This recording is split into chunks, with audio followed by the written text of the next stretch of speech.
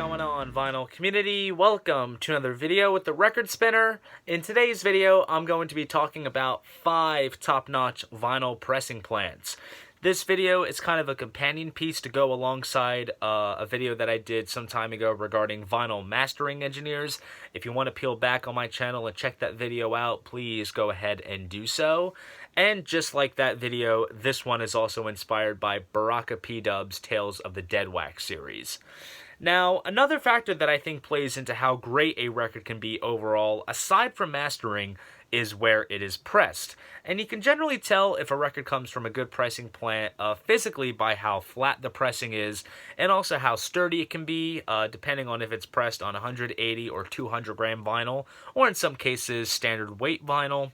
And then from a listening standpoint, it goes with how quiet the vinyl can be with minimal to no surface noise whatsoever.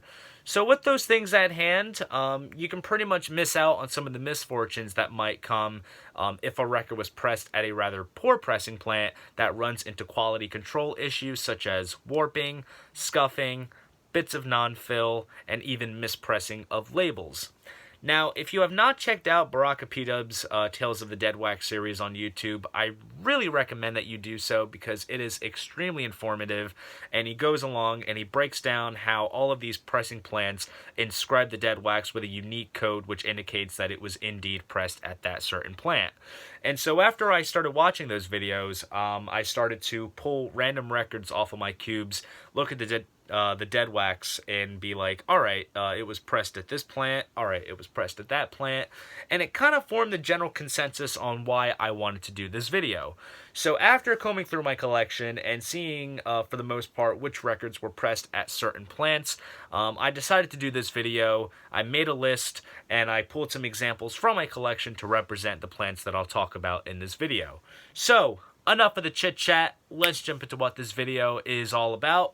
Starting with the first pressing plant that I'm going to mention, which is Record Technology Incorporated, otherwise known as RTI. Now, RTI is a plant based in California, and perhaps they are the best plant within the United States. They've done reissues for Rhino and a bunch of other artists, but most notably what came to mind was that they do all of the Mobile Fidelity Sound Lab stuff. Absolutely beautiful pressings. They do the standard heavyweight stuff for the regular titles, and for the silver label stuff, they do more standard weight pressings, which feel just as great as the heavyweight stuff. And then recently, reissue label Friday Music went ahead and started doing all their stuff at RTI. Prior to that, they were pressing their stuff over at Rainbow Records, which is a generally okay pressing plant, but I think they really stepped up their game with RTI. And also, a big giveaway, if you're wondering if your record was pressed to RTI, is if it comes in this sort of film type of inner sleeve. I know some people aren't fans of these because apparently it leaches onto the vinyl, but in my experience, I haven't really had many issues with these. They are generally very sturdy and deluxe feeling. And also another thing too, I don't know if it's just me, but there's always something nice, like when you feel an RTI pressing, it kind of feels a little rounded on the edges. I don't know if it's me, but I usually generally feel that when it comes to the RTI presses. So if you have RTI pressings, pull one out and just feel it for yourself. It's really, really nice. And then on to the next pressing plant I'm going to talk about, which I think is a major runner-up for being the best within the country, just slightly behind RTI, and that is Quality Records pressings.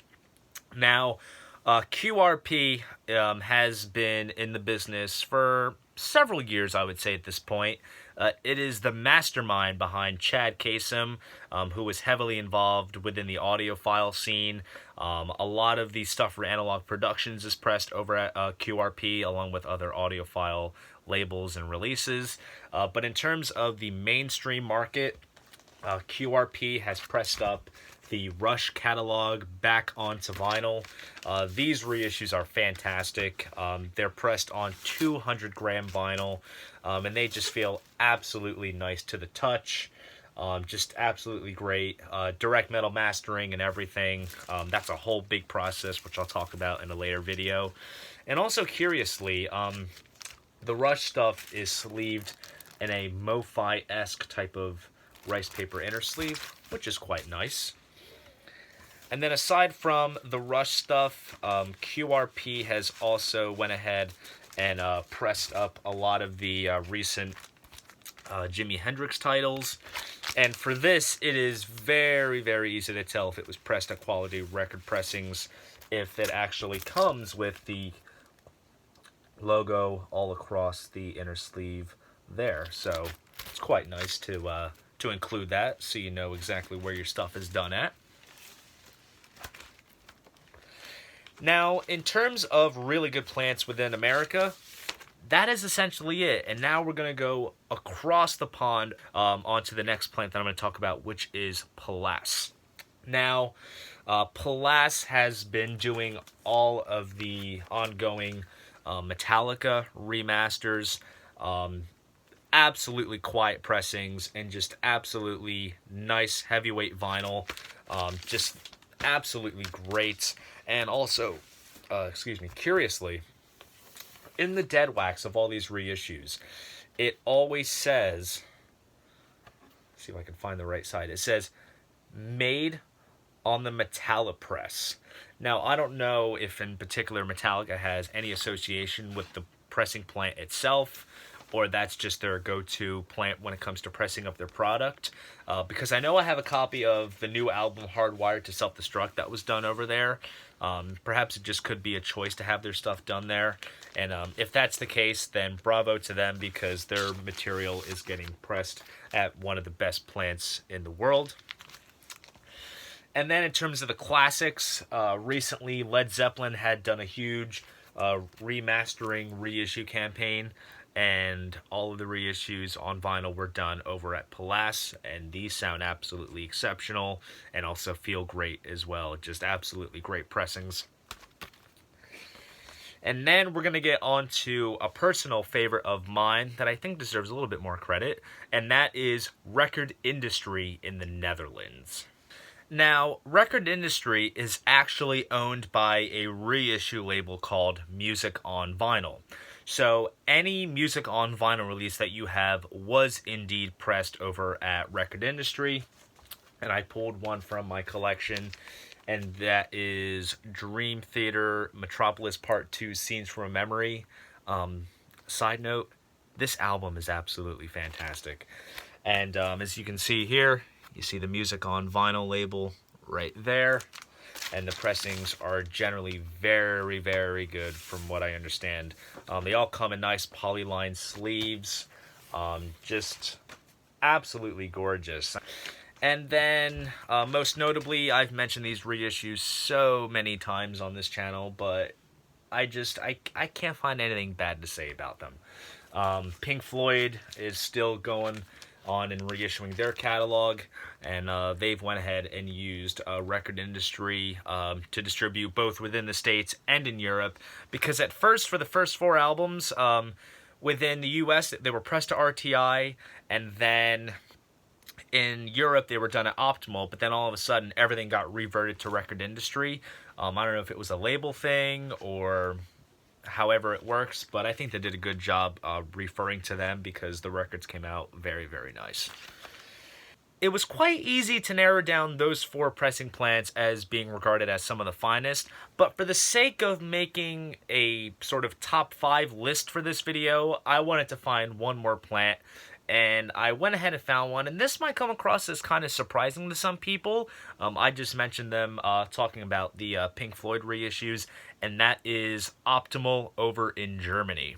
But when it comes to Optimal, I have not had any, bad pressings come from there. And as a matter of fact, a lot of the reissues that I have that are sourced from the EU were pressed over at Optimal. So I think, that's the one plant that is largely represented in my collection. They've done all kinds of stuff. They've done all kinds of reissues and standard releases, things like that. But I picked up some of the most notable stuff. One of them being the ongoing reissuing of the David Bowie catalog. All of the Bowie vinyl is pressed over at Optimal. And overall, generally very, very good overall. I mean, I don't have any complaints. And then last but not least, I didn't pull this from my collection, mainly because it is very beastly. But the Beatles in Mono vinyl box set was pressed over at Optimal. And from what I understand, considering the whole scale of the whole package and what went in terms of the detail with the, the mastering and the tapes and the pressing quality, the quality control was definitely stepped up for that release. And so, I have no complaints there. They're all pressed beautifully and they sound absolutely tremendous. So there you go. That is my pick of 5 top-notch vinyl pressing plants. If this video was of interest to anyone out there watching, in your opinion, what pressing plants do you think are exceptional when it comes to pressing up vinyl? Please drop a comment down below. I'd love to know. And if you enjoyed this video, please give it a like and subscribe to the channel. See you guys in the next video, and most importantly, keep the record spinning.